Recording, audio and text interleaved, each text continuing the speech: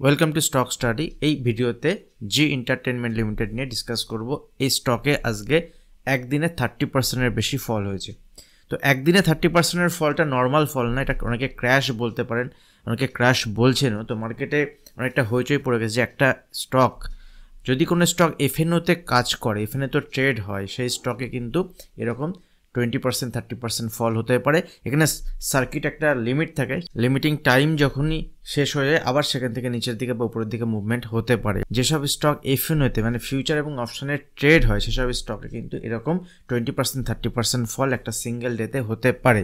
তো যে এন্টারটেনমেন্টে ফল হওয়ার মেন কারণ হচ্ছে, এখানে একটা নিউজ আমরা দেখেছি যে একটা নিউজ এসেছিল, সেখানে সনি গ্রুপ যেটা আছে বিদেশি গ্রুপ, সে সনি গ্রুপের সঙ্গে যে এন্টারটেনমেন্টের একটা মার্জার হওয়ার কথা চলছিল, সেটা আজকের কথা নয়, এটা চলছে 2021 সাল থেকে, চলছে 2021-2022 সাল থেকে এরকম মার্জার হওয়ার কথা চলছিল। এবং সেই মার্জার লাস্ট ডেট যেটা ছিল সেটা ছিল মোটামুটি এই 22শে জানুয়ারি, এবং সেই দিন পর্যন্ত শেষ হয়ে গেছে। এবং সনি গ্রুপের তরফ থেকে এখানে এই যে মার্জার হওয়ার যেটা বিষয় ছিল সেটা তারা ক্যান্সেল করেছে। দ্যাট মিনস এটা টার্মিনেশন লেটার তারা পাঠিয়েছে যে তার জি এন্টারটেনমেন্টের সঙ্গে সনি গ্রুপ আর মার্জার হচ্ছে না। দেখুন, জি এন্টারটেনমেন্টের যে সিইও তার নাম হচ্ছে পুনিত গোয়েঙ্কা, এবং এই পুনিত গোয়েঙ্কা সনি এন্টারটেনমেন্টের সঙ্গে যে মার্জার হওয়ার পরে, জি এন্টারটেনমেন্টের সঙ্গে যে মার্জার হওয়ার পরে যে নাম হোক, যাই নাম হোক, যে মার্জার হওয়ার পরে যে নাম হবে সে নাম হওয়ার পরে এই কোম্পানির নতুন সিইও হবেন এই পুনিত গোয়েঙ্কা, এরকমই একটা কথা হচ্ছিল। তো অনেক দিন ধরেই সনি তরফ থেকে এটা মানা হচ্ছিল না, কারণ পুনিত গোয়েঙ্কার উপরে সেবির থেকে অনেক আরোপ আছে, সেবির থেকে ইনভেস্টিগেশন এখনও চলছে।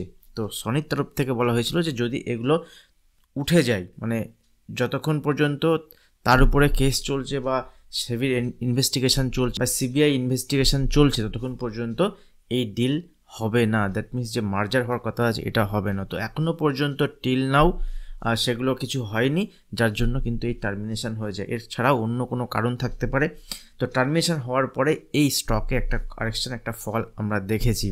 যদি এই স্টকের ক্ষেত্রে আমরা একটুখানি দেখে নিই, এখানে যদি আমরা এফআইআই ডিআই এর পজিশন দেখি, দেখুন এফআইআই এখানে ইনভেস্ট করে রেখেছেন। তো আজকে যে 30%-এর ফল হয়েছে, এখানে কিন্তু বিগ প্লেয়ারের একটা এখান থেকে বেরিয়েছে। মেবি এখান থেকে এফআইআর একটা সেলিং এসছে, কারণ এই 30% ফল কোনো একটা স্টকের কিন্তু নর্মাল সেলিংয়ের জন্য হয় না। তো এখান থেকে যদি আমরা চার্টে দেখি, সিম্পল যদি আমরা চার্ট দেখি, যে স্টক আছে that means G entertainment limited, এর চার্ট দেখুন এখান থেকে ইনিশিয়ালি যে সাপোর্ট লেভেল ছিল সেটা হচ্ছে 239 বা 238-এর যে সাপোর্ট লেভেলের নিচে ট্রেড করছিল লাস্ট দিন। এবং এখান থেকে যখনই এখান থেকে গ্যাপ ডাউন ওপেন হয়েছে, গ্যাপ ডাউন ওপেন হওয়ার পরে এর পরের যে ইম্পর্টেন্ট সাপোর্ট লেভেল ছিল 174-175-এর, সেই সাপোর্ট লেভেল ব্রেক করে নিচে ক্লোজ দিয়েছে।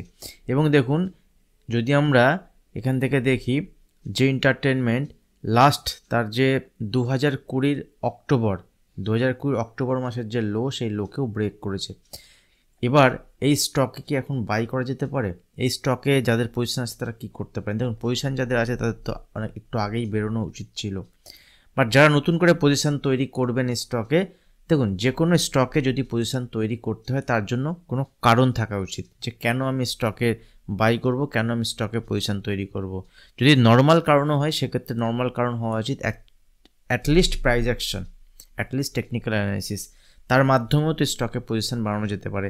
যেমন দেখুন, এখান থেকে স্টকের নিচের দিকে ফল হচ্ছিল, এখান থেকে যখন স্টকের নিচের দিকে ফল হচ্ছিল, তো এখানে ট্রেন্ড কী ছিল? ডাউন ট্রেন্ড ছিল। দেখুন, ডাউন ট্রেন্ডের হওয়ার পরে স্টকে এখান থেকে ট্রেন্ড চেঞ্জ হয়েছে।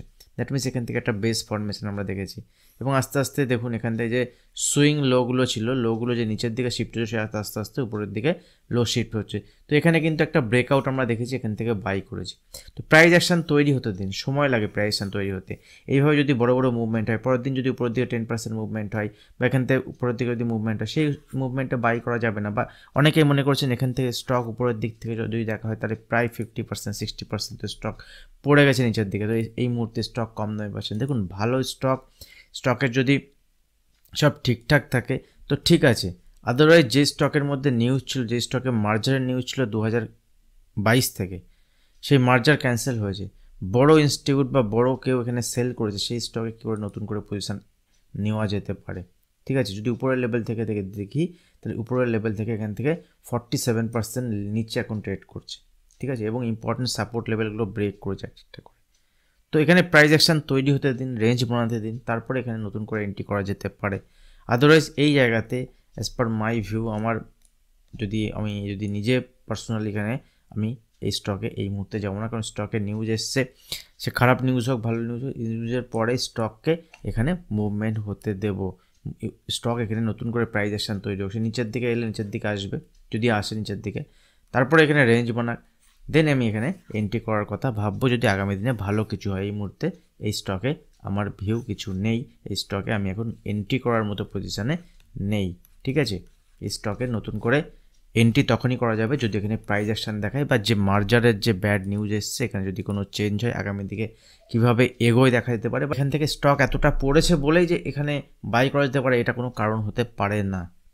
এরকম ভিডিও আগামী দিনে চাইলে কমেন্ট সেকশনে জানাতে পারেন। ভিডিও ভালো লাগলে লাইক করবেন, আর এখন যার চ্যানেল সাবস্ক্রাইব করেন চ্যানেল সাবস্ক্রাইব করে বেল আইকনটি প্রেস করবেন। আজ ভিডিও এখানে শেষ করছি, দেখা হবে নেক্সট ভিডিওতে। ধন্যবাদ।